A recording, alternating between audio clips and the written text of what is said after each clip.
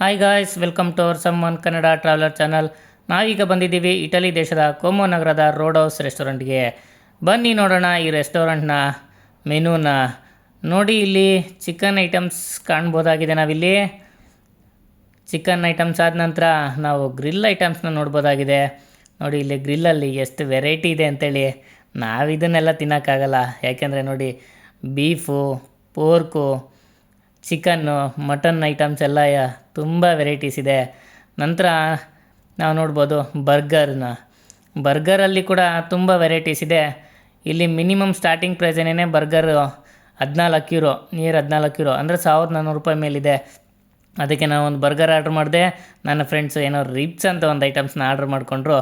ನಂತರ ಫಸ್ಟಿಗೆ ಬಂದು ಒಂದೊಂದು ಕೋಕ್ ಕೊಟ್ಟರು. ಕೋಕ್ ಆದಮೇಲೆ ಕೆಚಪ್ಸು, ಮಯೋನೀಸು, ನೋಡಿ ಅದು ಸಣ್ಣದೊಂದು ಬಾಟ್ಲಿದೆ, ಅದು ರೆಡ್ಡು ಚಿಲ್ಲಿ ಸಾಸ್ ಅಂತ ಕೊಟ್ಟರು. ನಂತರ ಬಂತು ನೋಡಿ ನಮ್ಮ ಬರ್ಗರ್ ನಂದಾದಮೇಲೆ ನನ್ನ ಫ್ರೆಂಡ್ ಮುಂದೆ ಇಲ್ಲಲ್ಲ, ನೋಡಿ ಏನೋ ರಿಬ್ಸ್ ಅಂತ ಯಾವ ರೇಂಜ್ಗಿತ್ತು, ಯಾವುದೋ ಪೋರ್ಕ್ದು. ಚೆನ್ನಾಗಿ ಬ್ಯಾಟಿಂಗ್ ಬಾರಿಸಿದ್ವಿ ಎಲ್ಲರೂ. ಬನ್ನಿ ಮತ್ತೆ ಸಿಗೋಣ ನೆಕ್ಸ್ಟ್ ವೀಡಿಯೋದಲ್ಲಿ. ಬಾಯ್ ಬಾಯ್.